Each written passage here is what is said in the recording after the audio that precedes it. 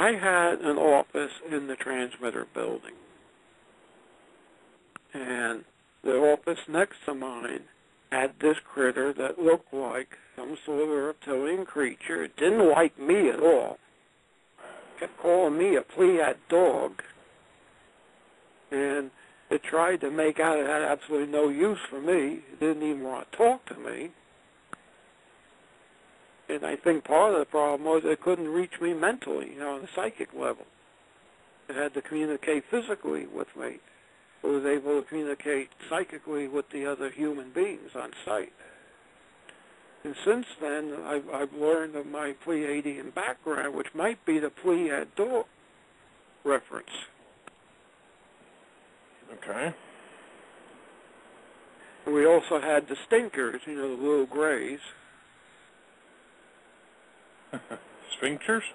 Yeah, we always call them the stinkers because they stunk. No, okay. I didn't hear that word correctly. So there was something about reptilian.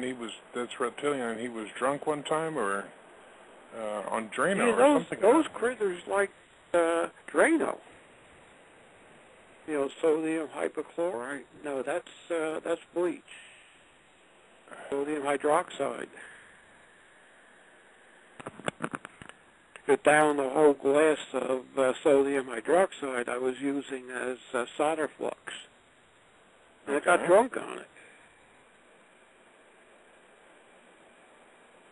So this reptilian got drunk on that, and you had an encounter with him when he got drunk.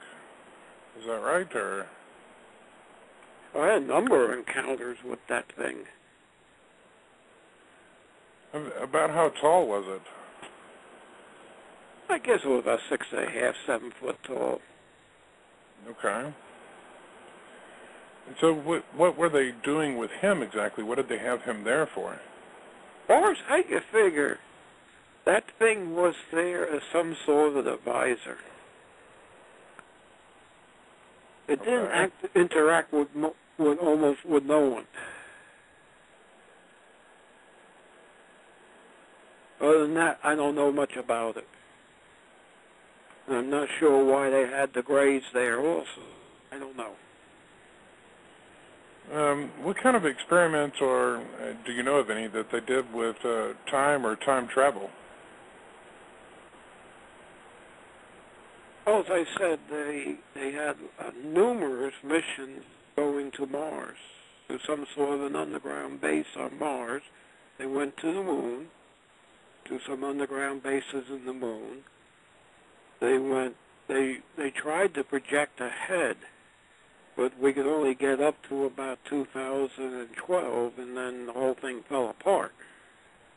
We ended up in 6037 as close as we could figure it.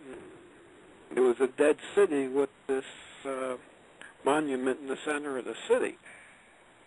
The horse monument. And of course we went back into history and did studies of prehistoric times all the way up to that present day. Also, there was activity going back to World War II from the early 80s. Now, were they going back for observation reasons or to alter things? What was their Probably objective, both. if any? They were both. They definitely altered World War II. Do you know of anything that they did on that subject? That's hard for me to say, because I wasn't really in on the mission, so to speak. It was just what I would pick up here and there, from listening to rumors. Although I have had direct evidence of technology going back to World War II and earlier from that time. Interesting. So I'm guessing they couldn't do something like assassinate Hitler in 1932 because that would have created an alternate timeline, or? I don't know. That's one theory. If you make it too big a change, it changes everything. Okay. Well, that makes sense. I guess the ripples in the pond depend on the size of the stone you throw, huh? I guess that would be a good allegory. Okay. Now, what, can you tell us some of the things that you have worked on since then, since that time of your recollection and the other things that you've done? What kind of work have you done with Peter Moon? Well, Peter Moon helped me write the books, the book series. And also, since we publish the books, we get more and more people coming in with their own evidence. Okay. Other than that, I haven't done much with him. Because he's basically an English major type person. His understanding of technology is minimal. Which I'm not trying to say it's bad or good, it's just the way things are. Our association is purely on writing the books, disseminating the information. Now, can you tell me some of the things that you're working on nowadays?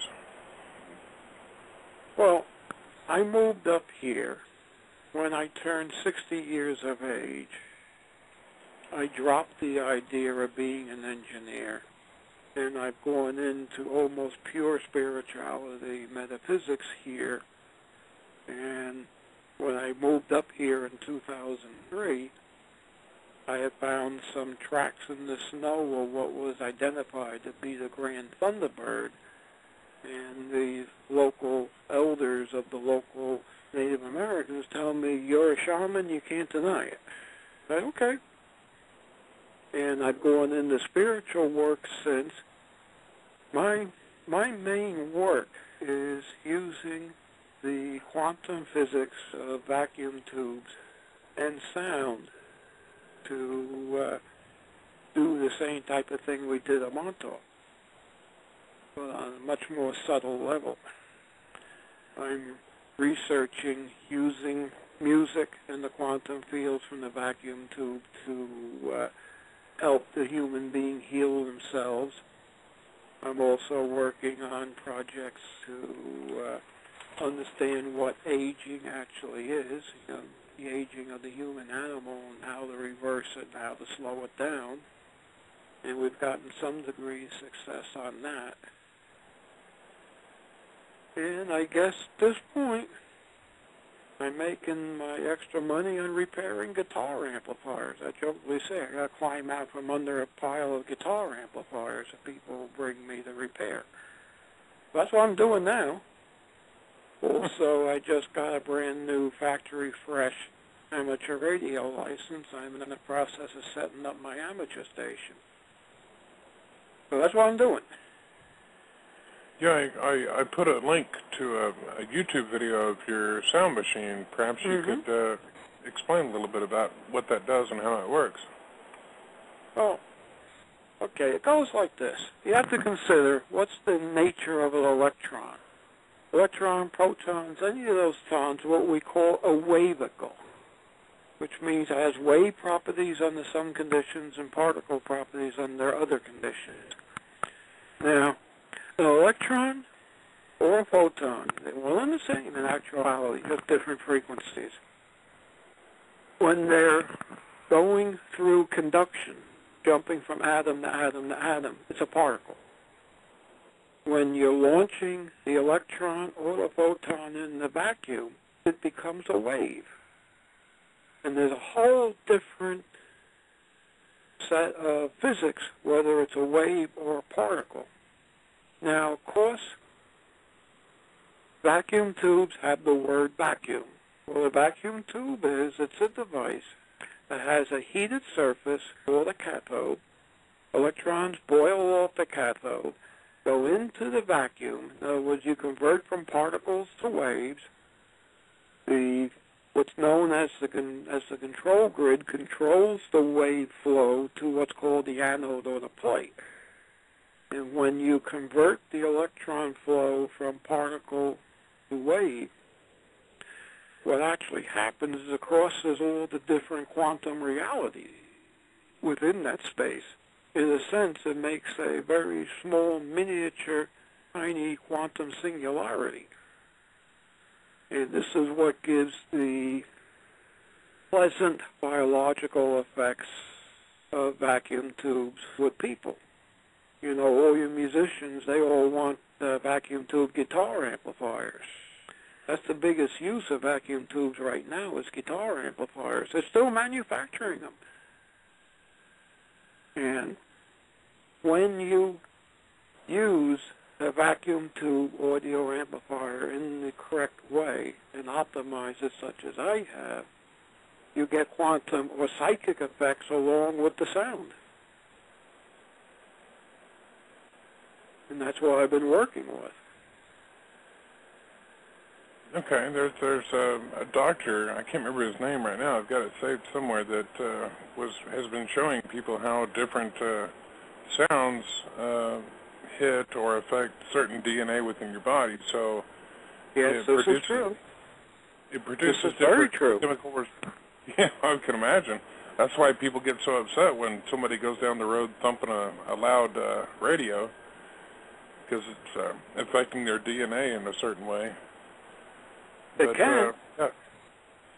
Yeah, he was talking about how certain harmonics hit certain DNA and that it's activating other strands of DNA or combinations of DNA within your body because of the sound. I hate to think of what the rock and roll is activating. Well, yes, I can imagine. Although I spent years in the rock field, I personally, for meditative use classical music. You know, orchestrated classical music, because that's more of a natural function.